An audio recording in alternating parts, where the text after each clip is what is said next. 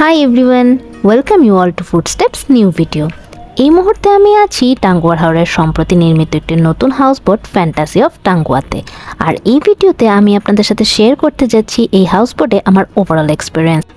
এখানকার rent, food, service and amenities everything in ডিটেলে এই ভিডিওতে আমি আপনাদের সামনে তুলে ধরার চেষ্টা করব।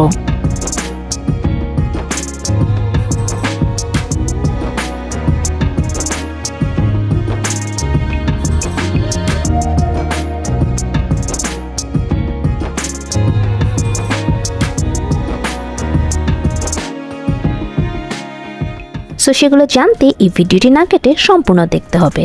So let's start.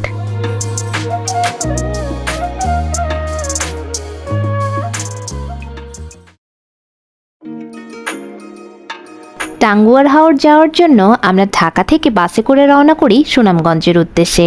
বাস থেকে নেমে আমরা বৈঠাখালী ঘাটে চলে যাই। সেখানে ভেড়ানো সারি সারি হাউসবোট থেকে আমরা আগে থেকে ঠিক করে রাখা ফ্যান্টাসি অফ টাঙ্গুয়াতে উঠি। বোটে প্রবেশ করার সাথে সাথেই তারা আমাদের টাঙ্গুয়ার হাওর যাত্রায় স্বাগত জানায়। ওয়েলকাম ড্রিঙ্কস শেষ করেই আমরা প্রথমে চলে গেলাম যার যার রুমে। ফ্যান্টাসি অফ টাঙ্গুয়া অন্যান্য হাউসবোটের তুলনায় বেশ বড়। এই হাউসবোটে রয়েছে 10টি রুম আর এর ক্যাপাসিটি প্রায় 22 থেকে 25 জন। সো আপনারা যদি বড় কোনো গ্রুপ আসতে চান সেই ক্ষেত্রে এই হাউসবোটটি হতে পারে আপনাদের জন্য একটি গুড চয়েস। বেশ ছিমছাম এই রুম ছিল শীততাপ নিয়ন্ত্রিত। তবে আপনারা যদি এসি ব্যবহার করতে না চান সেই ক্ষেত্রে এই রুমে নন এসি ভাড়া অ্যাপ্লিকেবল হবে। কাঠের পাটাতনে তৈরি এই রুমে আপনি পাবেন ইকো কটেজের ফিল। তাছাড়া সুযোগ সুবিধার দিক থেকে আপনি পাবেন আধুনিকতার ছোঁয়া। এই হাউসবোটে প্রয়োজনীয় সকল অ্যামেনিটিস যেমন টাওয়েল, টিস্যু, শ্যাম্পু, সাবান সাধারণত একটা হোটেল রুমে যা যা থাকে মোটামুটি তার সব কিছুই ছিল। তাছাড়া এই বোটের রুমের সাথেই রয়েছে একটি ছোট্ট বারান্দা। যেহেতু হাওরে পানিতে নামার একটি বিষয় আছে তাই ভেজা কাপড় রুমের ভেতর না রেখে আপনারা এই বারান্দায় রাখতে পারেন। আর এটা হলো উইন্ডো ভিউ।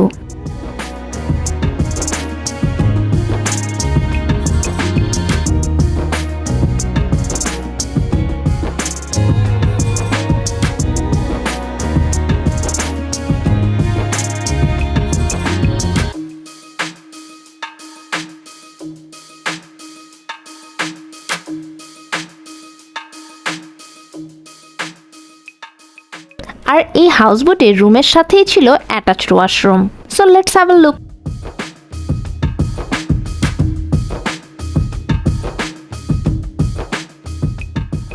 এছাড়া এখানে লাইট অ্যারেঞ্জমেন্ট ছিল বেশ ভালো। বিশেষ করে ড্রেসিং টেবিলের উপরে লাইট থাকায় রেডি হতে কোনো সমস্যা হয়নি। আমি অনেক রিসোর্টেও দেখেছি রুমে পর্যাপ্ত আলো থাকলেও ড্রেসিং টেবিলের উপরে আলো না থাকায় ঠিকভাবে তৈরি হওয়া যায় না। সেক্ষেত্রে বলতে হয় এই হাউসবোটের লাইট অ্যারেঞ্জমেন্ট একদম পারফেক্ট ছিল।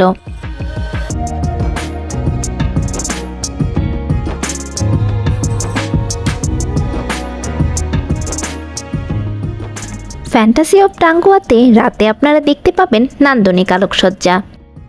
করিডোর থেকে শুরু করে সামনের লবি সবখানেই ছিল রুচিশীলতার ছোঁয়া। তাছাড়া বোটের সামনে রয়েছে বেশ বড় একটি লবি যেখানে অনায়াসে 20 জন বসে আড্ডা দিতে পারবে।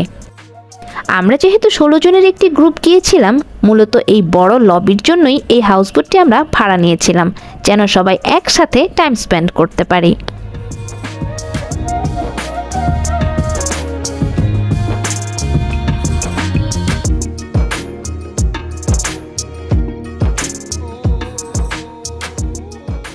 এবার চলুন এই হাউসবোটের ছাদটি একটু দেখে নেওয়া যাক। যেহেতু এই হাউসবোটটিই অনেক বড় তো এর ছাদ তো বড় হবেই। বিশাল এই ছাদে শুয়ে বসে সময় কাটানোর জন্য বেশ ভালো কিছু অ্যারেঞ্জমেন্ট ছিল। তাছাড়া অন্যান্য হাউসবোটের মতো এই হাউসবোটের ছাদেও রয়েছে ডাইনিংয়ের ব্যবস্থা।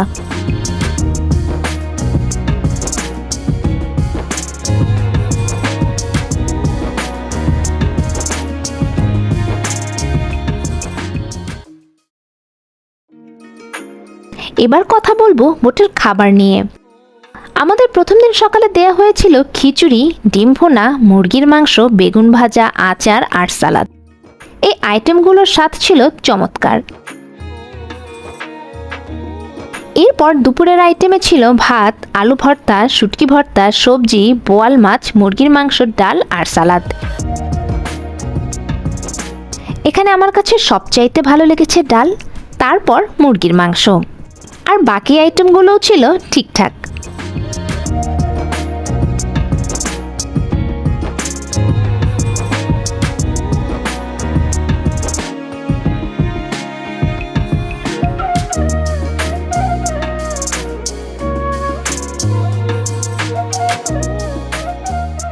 রাতের খাবারে ছিল 2 পদের ভর্তা, সবজি, হাঁসভোনা আর ডাল। দ্বিতীয় দিন সকালেও ছিল প্রথম দিনের মেনু। আমার মতে ভিন্ন আইটেম দিলেও মন্দ হতো না। এই ধরুন সিলেটের আখনি, এটি কিন্তু একটি ভালো অপশন হতে পারে।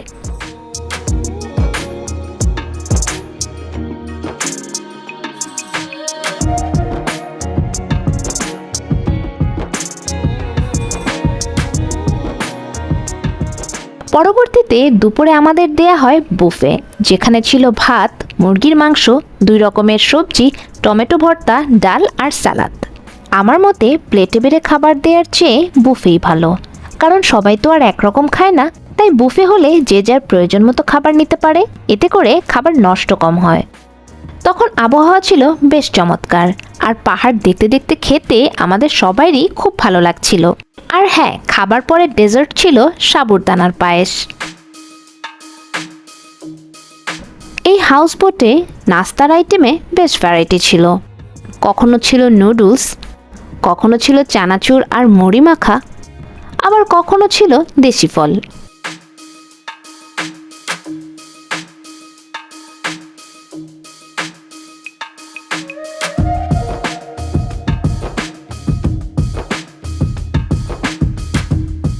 তাছাড়া আনলিমিটেড চা তো রয়েছেই।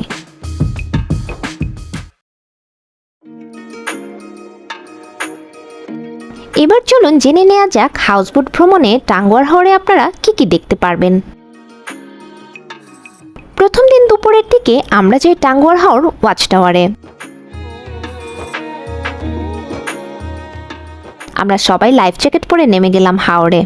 যেহেতু আমাদের মধ্যে অনেকেই সাঁতার জানে না, তাই আমরা এমন একটি জায়গা সিলেক্ট করেছিলাম যেখানে পানির উচ্চতা কম।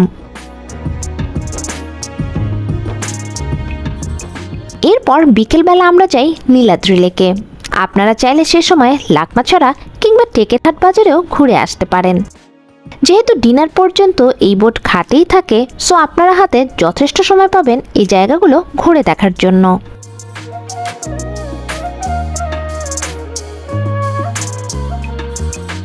দ্বিতীয় দিন ঘুম থেকে উঠেই দেখি আমাদের হাউসবোটটি তাহিরপুরে, অর্থাৎ নৌকা থেকে নেমেই আমরা দেখতে পাবো শিমুল বাগান। যদিও শিমুল বাগানে এই সময় কখনো ফুল থাকে না, তারপরেও হাওড়ে ভ্রমণ করতে আসা প্রচুর পর্যটকেরা এখানে আসেন শিমুল বাগান দেখতে। এই শিমুল বাগানে ঢুকতে হলে আপনাদেরকে টিকিট কেটে ঢুকতে হবে। এই টিকিটের মূল্য 20 টাকা হলেও তারা মাঝে মধ্যেই বেশি টাকা চেয়ে বসে, আর তাই আমার সাজেশন থাকবে টিকিট কাটার সময় একটু যাচাই করে নেবেন।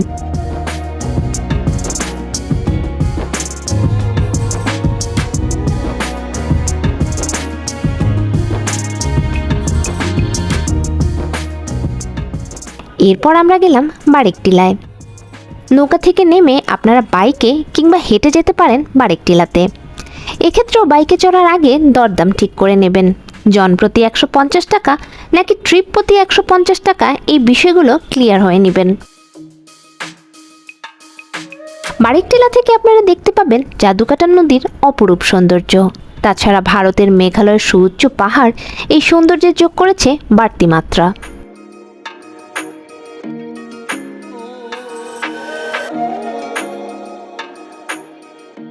এরপরে আমরা চলে এলাম জাদুকাটা নদীতে। যেহেতু আবহাওয়া ছিল মেঘাচ্ছন্ন, তাই এই নদীর পানিও ছিল বেশ ঠান্ডা। হালকা স্রোতের মধ্যেই আমরা সবাই লাইফ জ্যাকেট পরে নেমে গেলাম জাদুকাটা নদীতে। এখানে সবচেয়ে মজার ব্যাপার হলো, যারা আমার মতো একেবারেই সাঁতার জানেন না, তারাও কিন্তু এই নদীতে নামতে পারবেন। আমাদের এখানে এতটাই ভালো লাগছিল যে আমরা পানি থেকে উঠতেই চাচ্ছিলাম না, কিন্তু কি আর করার বলুন, ফিরে তো আসতেই হবে। ঘণ্টাখানেক পানিতে দাপাদাপি করার পর আমরা ফিরে গেলাম বোটে। রওনা করলাম সুনামগঞ্জের উদ্দেশ্যে। আর এভাবেই শেষ হয়ে গেল ফ্যান্টাসি অফ টাঙ্গুয়াতে আমাদের টাঙ্গুয়ার হাওর ভ্রমণ। এ পর্যায়ে চলুন fantasy of Tanguar room rent সম্পর্কে একটু ধারণা নেওয়া যাক। আমরা যেহেতু ফুল বোট রিজার্ভ নিয়েছিলাম, সেক্ষেত্রে আমাদের পার হেড খরচ পড়েছে 8,500 টাকা। আমরা যেহেতু নন এসি সার্ভিস অ্যাভেল করেছিলাম, তাই আমাদের ভাড়া কিছুটা কম পড়েছে। তবে আপনারা যদি ফুললি এয়ার কন্ডিশন রুম চান, সেক্ষেত্রে আপনাদের খরচ কিছুটা বেশি পড়বে। তো এখানে আমি আপনাদেরকে এক নজরে দেখিয়ে দিচ্ছি ফ্যান্টাসি অফ টাঙ্গুয়াতে কোন রুমের ভাড়া কেমন পড়বে। এছাড়া বিস্তারিত তথ্য এবং রিজার্ভেশনের জন্য ফ্যান্টাসি অফ টাঙ্গুয়ার ফেসবুক পেজের লিংক আমি আপনাদের সুবিধার্থে ডেসক্রিপশন বক্সে শেয়ার করেছি। আপনারা প্রয়োজনে তা দেখে নিতে পারেন। সবশেষে আপনারা যদি আমার কাছে জানতে চান যে ফ্যান্টাসি অফ টাঙ্গুয়াতে আমার ওভারঅল এক্সপিরিয়েন্স কেমন, আমি বলবো অবশ্যই বেশ ভালো। কারণ এখানকার সার্ভিস প্রোভাইডাররা ছিলেন বেশ অ্যাক্টিভ। তারা সবসময় চেষ্টা করেছেন আমাদের সবভাবে সাহায্য সহযোগিতা করার জন্য। তাছাড়া ওনারা বেশ আন্তরিক ছিলেন এবং আমাদের যে কোনো প্রয়োজনে তারা খুব দ্রুত রেসপন্স করেছিলেন। আর যার কারণে আমাদের টাঙ্গুয়ার হাওর ভ্রমণ হয়ে উঠেছিল আরও আনন্দদায়ক। তো এই ছিল আমার ফ্যান্টাসি অফ টাঙ্গুয়াতে ওভারঅল এক্সপিরিয়েন্স। আপনারা যারা টাঙ্গুয়ার হাওর আসার প্ল্যান করছেন, তারা ফ্যান্টাসি অফ টাঙ্গুয়াকে কনসিডারেশনে রাখতে পারেন। তো এই হাউসবোট নিয়ে আপনাদের যদি আর কোনো কোয়ারিজ থেকে থাকে, তবে অবশ্যই তা আমাকে কমেন্ট বক্সে জানাবেন। আমি সর্বাত্মক চেষ্টা করব আপনাদেরকে তথ্য দিয়ে সহায়তা প্রদান করার জন্য। তো এই ছিল আমার আজকের ভিডিও। সবাই ভালো থাকবেন, সুস্থ থাকবেন, আর আমার চ্যানেলে নতুন হলে অবশ্যই আমার চ্যানেলটি সাবস্ক্রাইব করবেন। Happy travelling.